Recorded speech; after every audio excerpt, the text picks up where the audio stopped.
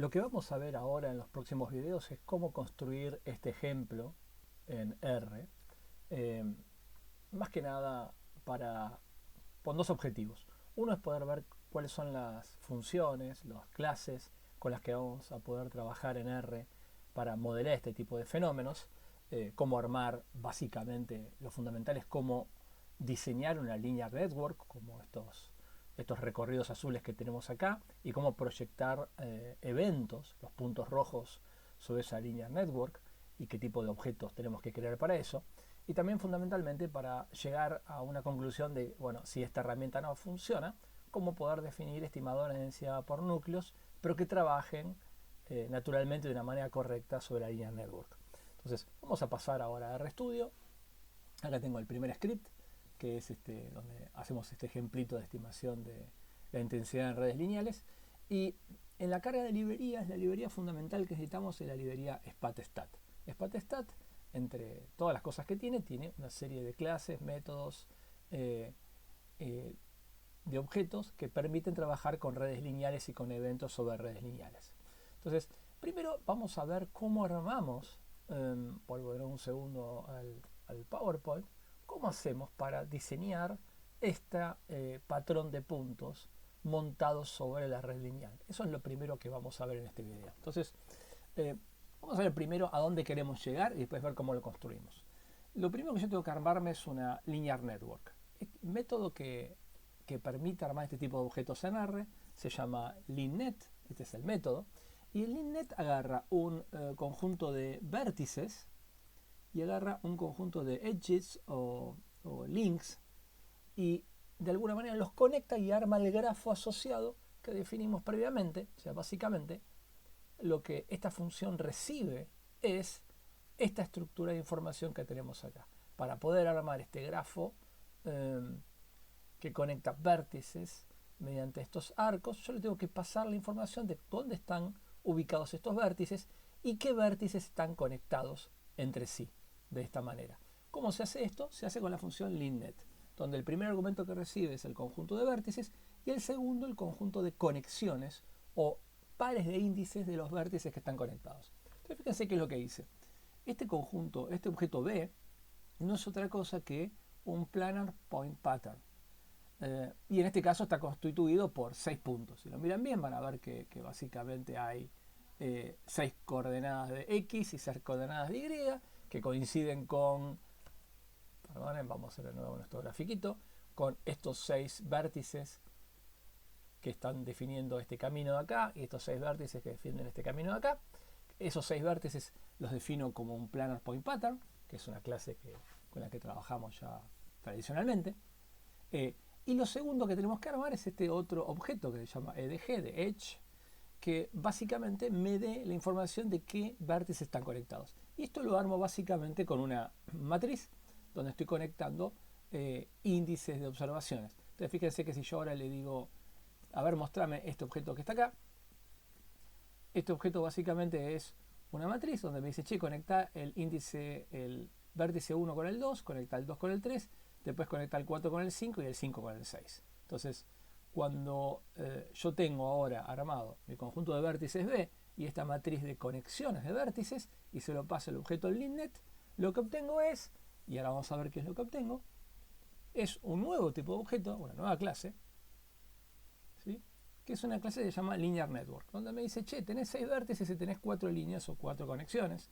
Y por supuesto, como cualquier objeto en estadística espacial, tiene que tener un bounding box, tiene que tener un extent, en este caso un enclosing window, que me diga dónde se acota el área de interés. En este caso yo le definí a propósito valores en x y en y entre menos 0.2 y 1.2 en x y en y, y eso lo hice, fíjense, una vez que armé, porque estamos para arriba, una vez que armé esta linear network, que lo llamé letter X porque vamos, más o menos se parece como una letra X, una vez que armé esta letter X, al atributo window xrange e yrange lo fijé de la manera que yo quería para poder acotar el análisis.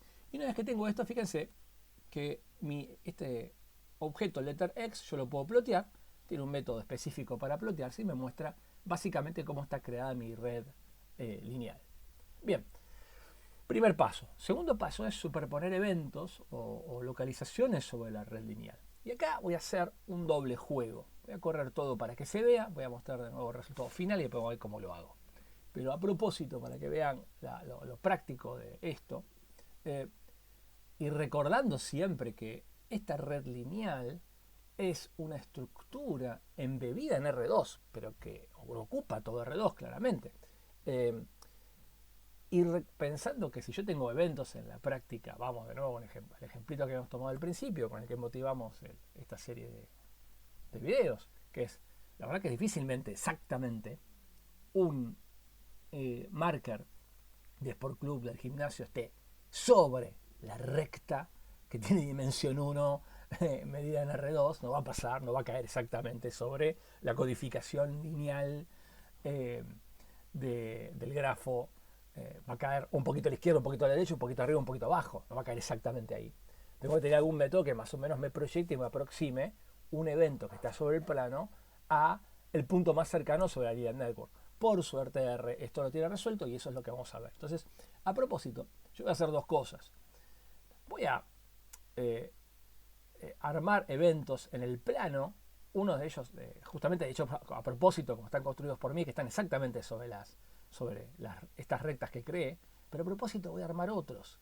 Les voy a hacer un jitter, los voy a mover para representar de alguna manera lo que ocurriría en un ejemplo real donde los puntos no caen exactamente sobre las rectas.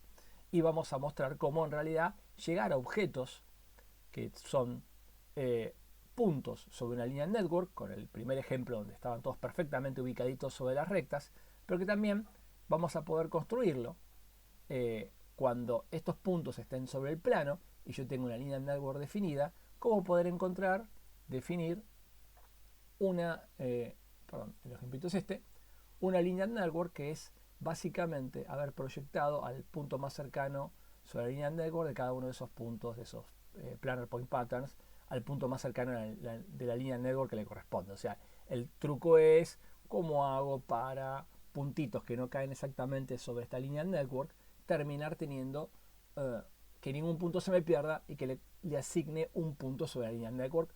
Bueno, por suerte el R lo tiene resuelto y vamos a ver cómo R resuelve esto. Entonces, vamos a ver un poco rápido para no entrar demasiado en detalle, pero recuerden que ya teníamos armado nuestro objeto que ya le había llamado letter X. Letter X era nuestra linear network. Lo que yo tengo que hacer ahora es